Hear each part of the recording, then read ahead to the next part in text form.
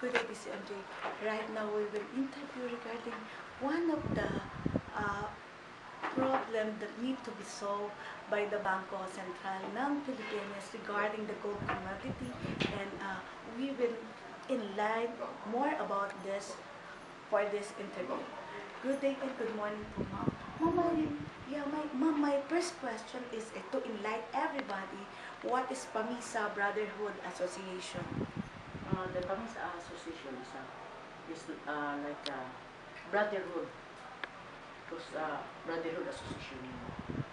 Tapos, compose sa mga pamilya, na dalawang pamilya lang, ng ang grandparents namin. Tapos, sa akin. Opo, sige po. Tapos, yun kasi, ako ang nag-organize niyan. Umuwi ako sa New Zealand dahil dyan. Kasi, noon wala kasi ano pa ng say. Yung parang verbal lang ang pag-uusap nila. Kaya nag-start ako ng finance yung lumabas na nandyan na yung ano about sa commodity yan. Yung ano po, para po ma-enlighten sila dahil kayo nag-finance, can you say po what is your name and how are you related to PAMISA Brotherhood Association? I am Doris PAMISA Torres. And ako yung mismong nag-organize ng PAMISA Brotherhood Association. Kasi noon sa mga matanda, ano lang sila, yung verbal lang pinag-usapan. Pag umuwi ako dito, last 1994,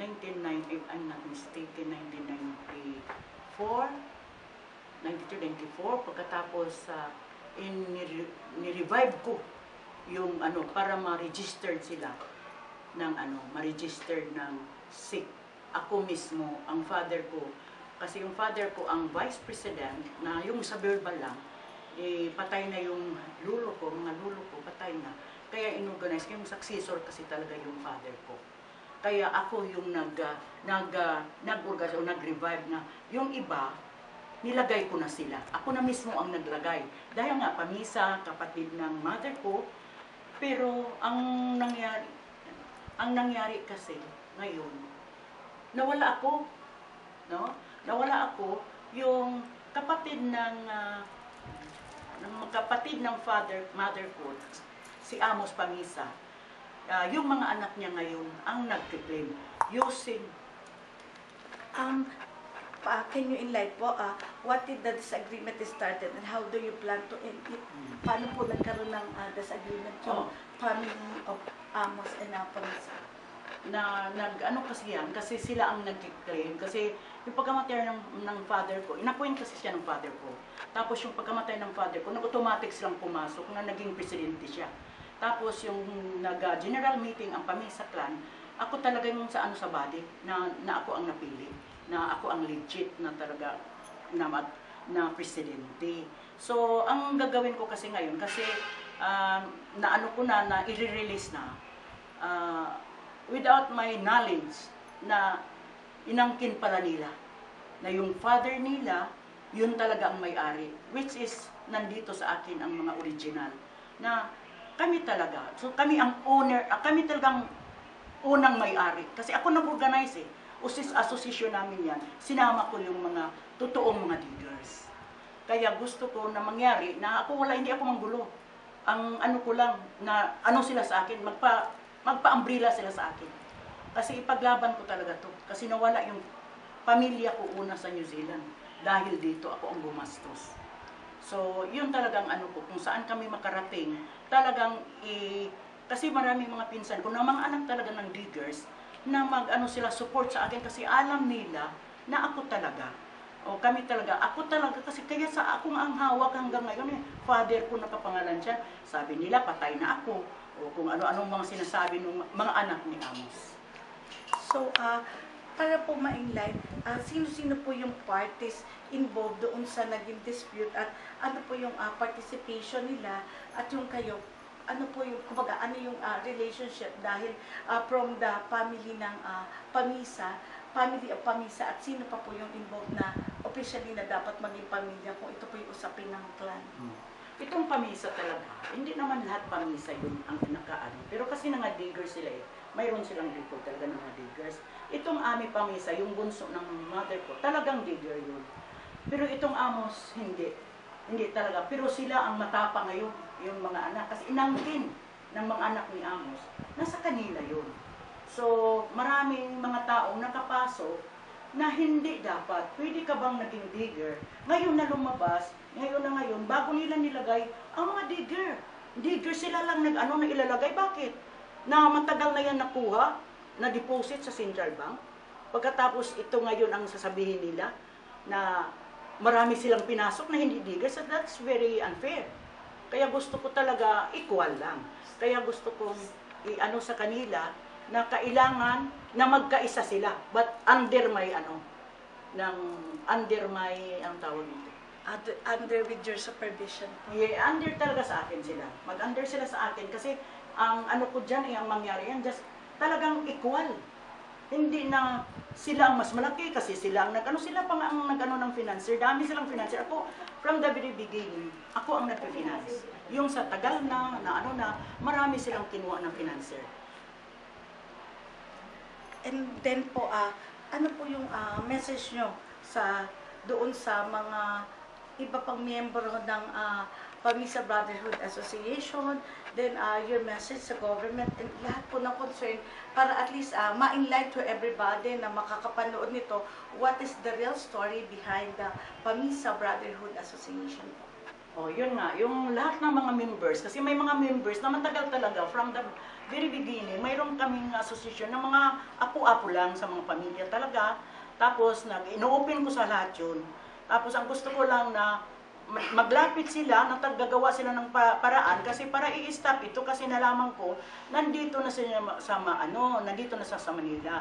About the government, about yun sa, sa Central Bank, yung pinakahid dyan, alam ko kung sinong kasi, na-meet ko si yung mga noon government. Kaya wala kaming hawak na yung sabihin natin na SKR. Yung SKR very important yun. Kaya nga lang, mayroon naman kami talagang before namin yan, mayroon kaming dokumento na nandoon lang sa loob kasi yung bahay ko nasunog. Kaya parang wala akong laban, kaya nila lahat na sila. So may gumagawa ng paraan na makalabas ito kasi ito talaga, tunay talaga ito. Totoo talaga ito kasi maliit pa lang ako, nag-livelihood kami. Yun ang namin, mga ng pagbutas, kasama ako dyan. Kaya umuwi nga ako from New Zealand para lang matulungan ko ang mga mahirap kong mga pamilya. Ngayon, ibang tao palang makikinabang kasi daming mga taong pumapasok na sila ang mag-decide kung sino lang ang bigyan. Kaya hindi talaga yan. Kaya nga, I hope na ang mag-support sa tama para malaman nila kung anong katotohanan. Hindi lang basta-basta na lang itago na kasi pamisa sila. Pamisa yung mother ko eh. Yung iba maraming hindi dyan pamisa na pumasok na sa pagka-board member. Pwede ba yan? Abogado ko, company lawyer ko. Hindi pwede. Dapat ang lahat ng mga board. May record ako sa pamisa na ako ang presidente din after ng father ko. Kaya nga uulitin ko na sana naman itong mga anak ni Amos, o nagsusupport ng anak ni Amos, maghanap kayo ng katotohanan. Hindi na sinisiraan ako, napatay na, scammers, kung anong inaano nila sa akin. Yun ang nasakitan ko. Kasi hindi totoo yan. Kaya inahamon ko nga na gusto ko na magharap kami, maski may lie detector pa, para mapatutunayan kung sino ang nagsabi ng totoo. Kasi akin talaga yung unang nag-registered. Ako, ni-revive ko ang mga matanda, yung mga kaya lang, patay na, kaya pinasok namin. Pero, may record dyan sa loob eh. Kaya ang unang na pumasok dyan, father ko, na nandyan yung record sa mga master list. Nandito sa akin yung original hawak. Ay, noon pa man sinabihan ko, huwag mong iwala yung original. Yan magpatunay na ikaw ang totoong may-ari ng, kasi identification mo sa SIC. Alam ko mayroong maraming, hindi lang ako mag-mention ng pangalan, mga important na mga tao na nagsabi sa akin, it's about time kami na makikinabang. Kasi pinuntahan ako mismo sa bahay. Kaya na-meet ko yung mga dating mga gobernador. Only wala kami hawakan ng SKR, pero nalaman namin sa loob mismo kasi may nag sa amin na ilalabas na yung pera, nag-attend sila ng meeting sa monitoring board na i-release na. Kaya na-alert ako. Kaya gusto ko talaga na maiayos ito kasi kung hindi ito maayos, hindi din pwede i-release sa kanila kasi lalaban ako eh. Lalaban ako. Ano po yung panawagan nyo sa governor ng Bangko Sentral at yung iba pang ka-dispute nyo dito sa organisasyon ng Pamisa Brotherhood Association? Gusto ko lang sa taga Central Bank, kung sino yung nag-ano doon, na sana, before ninyo yan hanapin muna ninyo ang katotohanan. Hindi lang na kung sino dyan. Kasi alam ko kung sino. Kasi malaki na ako alam ko ang history kung paano yan nakuha. O paano yan.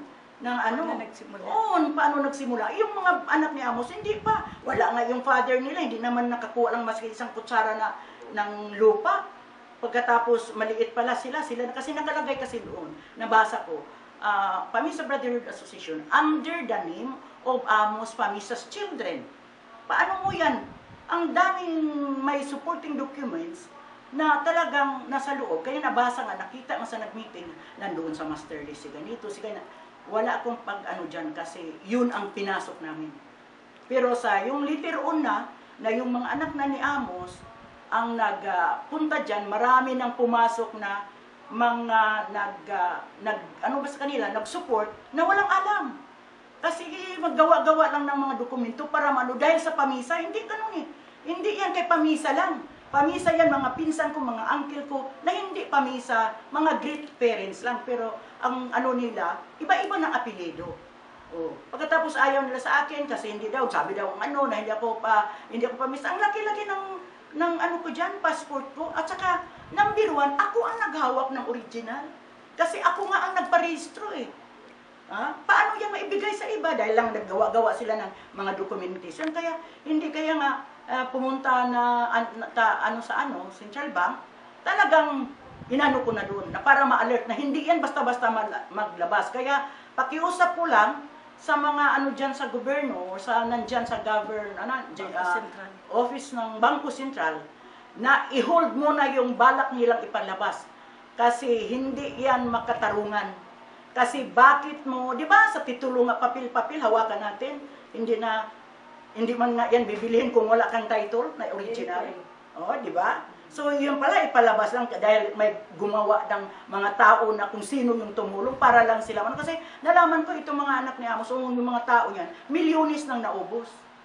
Oo, milyones na ang nila, nag-finance sa kanila. Kaya okay sila kasi nag-finance sila. Ako nangungutang ng personal ko. Nasira nga yung mga pangalan ko kasi sinira nila. Tapos sabihin nilang gano'n. Kaya magpakita kami ng harap-harapan. Inano ko yung taga Central Bank, harap-harapan. Diyan sa kung sino yung mga committee dyan. Harap-harapan kami sa mga anak ni Amos kung sino. Para makita nila, malaman nila ang katotohanan. With lie detector, inahamon ko. Yun lang ang ko.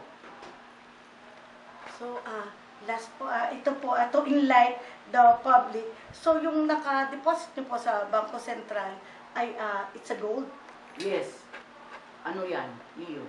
Nag-back up yan eh. Yan ang nabackupan niya ng nag-back up yan sa mga, kaya hindi ako nakapasok sa loob talaga. Pero mga malaking tao nagsabi doon na nandoon talaga ang pamisa. Kasi noon tumatawag kami. Nakapasok ako pero siyempre wala sa amin ang SKR eh. Pero yung isang account, mayroong SKR kami, pamisa pa rin. Kaya baka gusto na rin nilang kunin yan. Ako pa rin naghawak sa kalahati ng original yan. Kaya wala silang katotohanan na magsasabi-sabi na sa kanila. Kaya gusto ko talaga lang na. Kasi ito naman talaga na pera is for the Filipino people yung dyan. Yung para sa pamisa, para sa pamisa.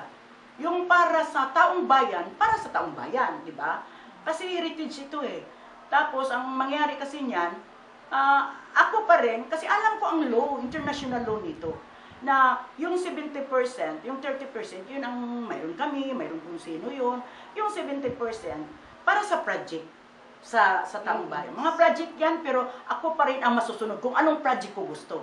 Kung mayroong project ang gobyerno, pwede nating susuportahan dyan. Kasi para nga sa taong, kaya ang dami ko, mayroon ako ng FS niyan eh, sa PNE, sa Pamisa Brotherhood, kaya nang inaano ko, kasi nga wala akong, kasi sinabihan ako, mag-antay ka Sinabihan ko talaga, mag-antay ka pagpasok na sa Marcos. Kasi ipalabas talaga yan. Kasi yun ang usapan. Ngayon narinig na nga namin, tapos narinig namin isa sa adapong posisyon, malaking posisyon diyan sa Central Bank, na nakaalis siya ang tumulong. Ngayon, bumalik na para daw iparelease ito. Na parang totoo kasi nabanggit nilang pangalan, tapos nandyan ngayon talaga. Kaya maghanap ako talaga ng paraan na may makatulong pa sa akin kasi hindi ito laban ko lang eh. Laban ito sa taong bayan. Na laban din ito kasi ang 70% nandyan para sa mga taong bayan eh. Di ba? Hindi lang susuluhin nila, na sususulihin nila lahat yan. Kasi ako, sabihin natin na yung sa mga tao dyan na nakasuporta, hindi ko abalahin yun, hindi ko tatanggalin kung isasama pa rin sila. No? Isasama ko pa rin. Kasi, siyempre, nag-effort din sila eh. Nag-effort sila. Pero, ayoko lang na yung mga anak ng uncle ko, na ako ang nagpasok sa kaya niya, kasi mahal ko yung uncle ko, yung si Amos. Kaya sinama ko siya, isinali ko, kasi kapatid siya ng mother ko. Kaya nakalagay siya dyan as one of the incorporator. Kaya it's unfair na siya ang nag-ano ngayon. Pinapirma lang siya kung ano kayang pinirmahan niya. Kaya, gusto ko talaga mangyari yan. Na harap-harapan kami. Kasi kung may lawyer siya, I'll make sure to it na mayroon din akong tama na talagang mag-ano sa akin ang na abogado. Kasi hindi ito makatao ang ginawa nila. Kaya iyak na iyak yung mga pinsan ko na mga mahirap talaga, grabe. Kaya nga ito nga ang ginawa ko. Kasi okay ng buhay ko sa New Zealand eh. I was a ship chandler ng Filipino. Ako lang ang Filipino una doon. Pioneering ako sa Filipino ng ship chandler. Pero umuwi ako dahil dyan kasi alam ko yan. Alam ko, grade 6 pa ako eh. So nalaman ko na kung anong takbo. Yung paglabas niya. Kaya alam ko lahat ng ang history talaga.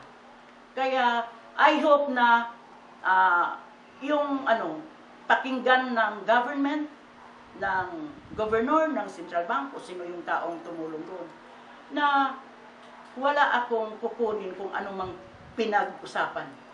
Ang sa akin na nga kasi actually, sinuport ko yan eh. So, isusupport ko yung original ko. Ayaw pumayag yung akala mo kung sino ngayon ang may-ari. Kasi baka daw kukunin ko, dalhin ko ng New Zealand. Umuwi nga ako dito para matulungan. Pagkatapos, kunin ko pala. Pumunta ako para nagsakripisyo. Unang asawa ko, dinivorce ako eh. Dahil dito. Pagkatapos nasira yung pangalan ko. Kasi ganito, ganyan, ganyan. Ngayon, ganun lang pala, mawala lang sa wala. Ang pinaghirapan ko, ang pera ko. Kaya ito lang, yun ang ipagdasal ko talaga. Na sana, gagawin nila ang lahat para ito makalabas sa marilis sa tamang tao. Kasi mayroon akong mga listing sa mga maraming tao ngayon na talagang mga pamilya. Kasi hindi ka pwedeng maging good dyan kung hindi ka ng pamilya. Ano to? Laro-laro lang na ibang tao lang ang nagbubor. Oo, nila. Saka may digger bagong yun. Paano akong digger? Dito lang nakakilala tapos naging digger na. Diba? So, kaya I hope lang talaga na marinig ito, yung ang panawagan ko sa gobernur, o kung si presidente man, na sana, kasi itulong ko din naman yung hindi man yan malagay sa amin lahat. Tulong yan sa mga taong naghihirap.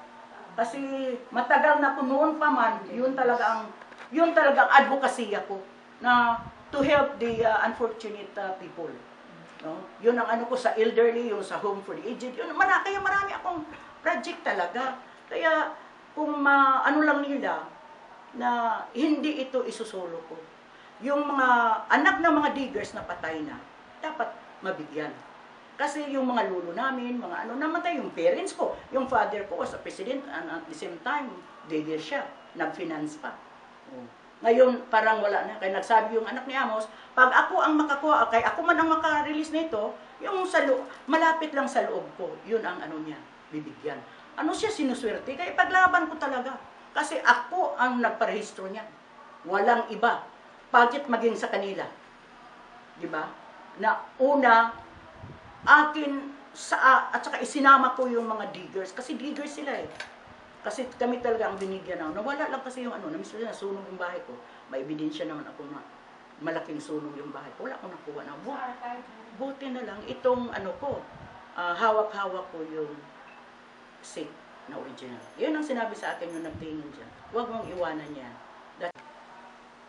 Hoping this interview will shed light on the claim for the commodity that is deposited at Bangko Sentral ng Pilipinas by the Pamisa Brotherhood Association and no other than with its signatory and is still alive. Somebody, according to Ms. Doris Pamisa Torres, that somebody claimed that she's already deceased. But right now on this interview, you'll see alive and kicking Ms. Doris Pamisa Torres. Hoping this interview will shed light and give way for the Monetary Board of BSP to check for the claim of the Pamisa Brotherhood Association. That's the ball is in your hand. This is MJ Albina Balaguer of DCMJ Online, Makabuluhang Journalismo, your happiness channel.